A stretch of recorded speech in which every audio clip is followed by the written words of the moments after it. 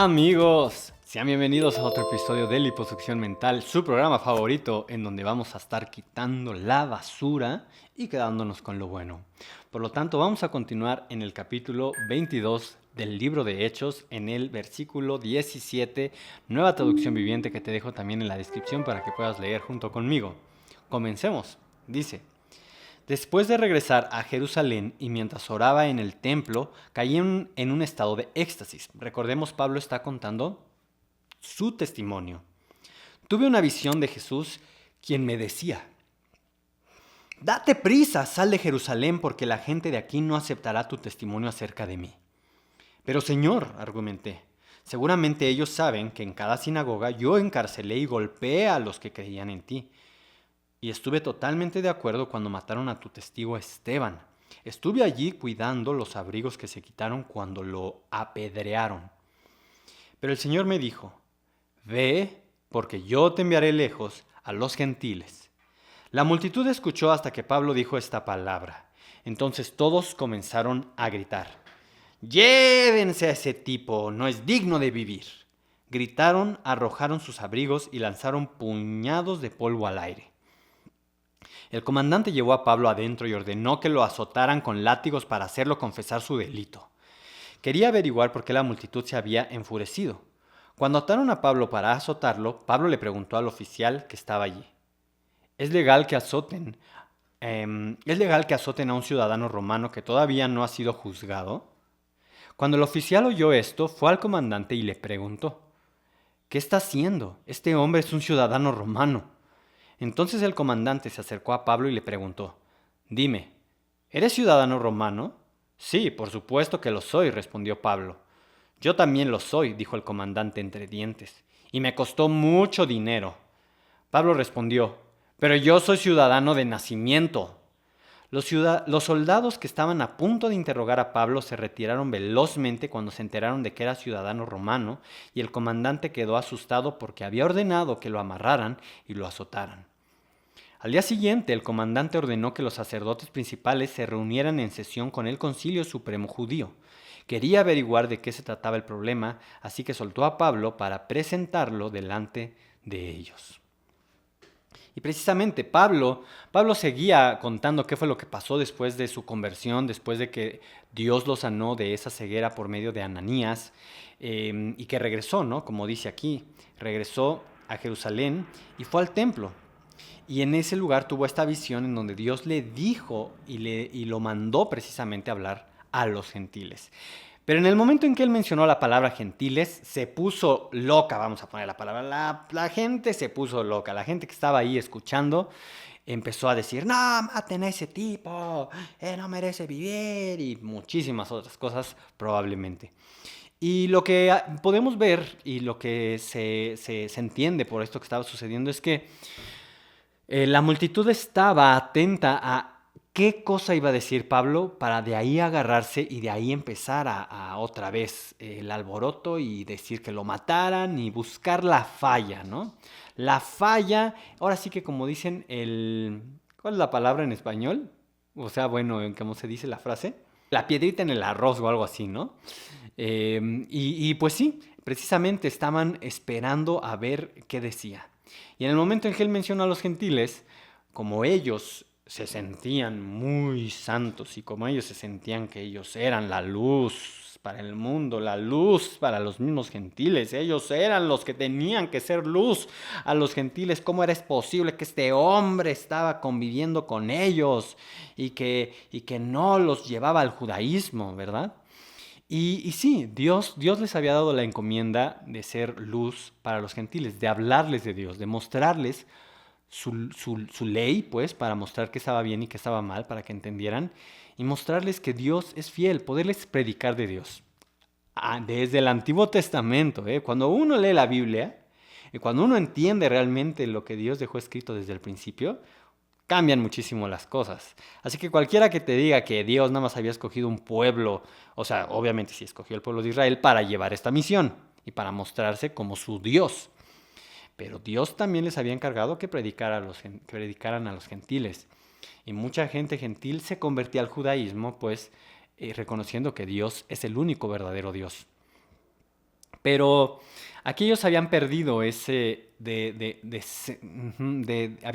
perdido el enfoque por centrarse en ser separatistas. ¿Y cuál es la palabra que dice aquí? Separatistas y exclusivistas. Cosas muy comunes que pasan actualmente también. Puede uno ser separatista y exclusivista en muchísimas cosas, pero por favor, no lo seamos ya en las cosas de Dios, porque Dios no es así. Así que eso es basura. Y la basura se tira. Así que tiremos todas esas cosas, todo lo que no nos sirve. Por eso se llaman liposucción mental estos episodios, para entender qué es lo que nos sirve. Lo que no nos va a servir, a construir. Simplemente nos estorba, nos apesta. Por lo tanto, eso es lo que estaban haciendo. Y como les estaba hablando en hebreo o en arameo, como dice en la versión Nueva Traducción Viviente, el comandante pues dijo: ¿qué está pasando? ¿Qué está pasando? ¿Qué está pasando? Amárrenlo. ¿Y por qué se puso tan loca la gente? Amárrenlo y sáquenle a golpes la verdad. Y entonces Pablo, como ya sabía, como ya tenía experiencia, como ya sabía que sabía sus derechos como ciudadano romano, dijo: a ver, ¿es legal que hagan esto con un ciudadano romano? A un ciudadano romano no lo podían condenar si no le habían hecho un juicio antes, que se daba el veredicto de esa condena. Por lo tanto, por eso él dijo: a ver, ¿es legal que estén haciendo esto? Y entonces el comandante, pues como que no le creyó, ¿verdad? Y entonces fue y le dijo: ¿que eres ciudadano romano? Sí, lo soy, dijo Pablo. Pues a mí me costó mucho dinero, así como diciéndole: yo soy ciudadano romano y me costó mucho dinero. Y sí, era una forma en la que el gobierno romano obtenía grandes riquezas, porque ser ciudadano romano tenía muchísimos beneficios. Por lo tanto, se vendía la ciudadanía romana, se ofrecía, pues estaba a la venta a un precio elevado, como dice aquí, que este hombre que era comandante, pues había pagado muchísimo dinero. Y por eso Pablo después le contesta: pero yo soy ciudadano de nacimiento. Así como: sí, pero yo tengo más estatus todavía que tú. ¿Por qué sí? Se consideraba más importante o más valioso una persona que tenía ciudadanía romana por nacimiento a alguien que la había comprado.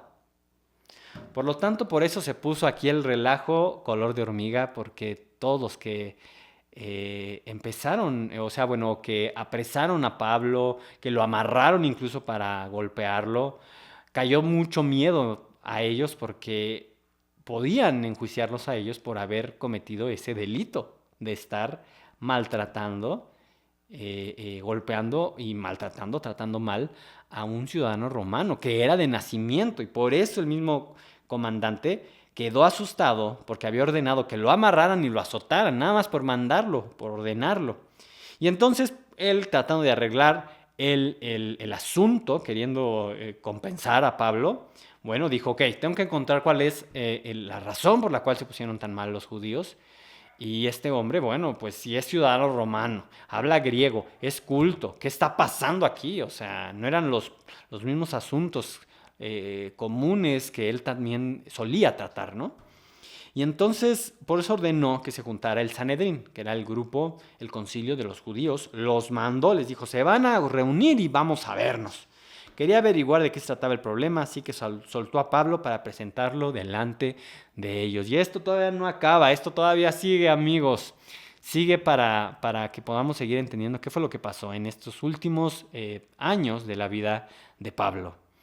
Pero lo que podemos entender es que Dios estaba ahí con Pablo, Dios ya le había prevenido a Pablo de que esto iba a suceder, y que también era necesario que sucediera para lo que vamos a aprender después, lo que pudo hacer después Pablo en todos estos tiempos.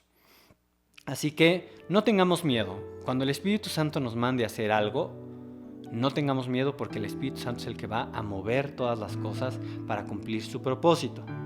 Por eso es importante tener muy claro cuál es el propósito que Dios ha puesto en cada uno de nosotros. Porque entonces podremos seguir adelante. El diablo que nos quiera distraer, nos quiera noquear con lo que sea, nosotros vamos a decir: yo tengo la vista puesta en Jesús y en el propósito que a mí me dio. Yo tengo un propósito, lo voy a seguir. Dios me dio este trabajo, lo voy a hacer. Voy para adelante. Y tener esa determinación. Como la gente tiene a veces determinación para perseguir un sueño, para conseguir un trabajo, para conseguir un título de una específica licenciatura, para muchas cosas. Y la gente sigue adelante porque tiene una visión, tiene una meta a seguir. Pues tú y yo, ¿qué crees? Tenemos una meta a seguir. Tenemos un propósito eterno que no se va a quedar nada más aquí en la tierra, que no va a ser nada más para producir riquezas aquí y qué bonito, pero se muere uno y pues esto se queda aquí, no nos los llevamos.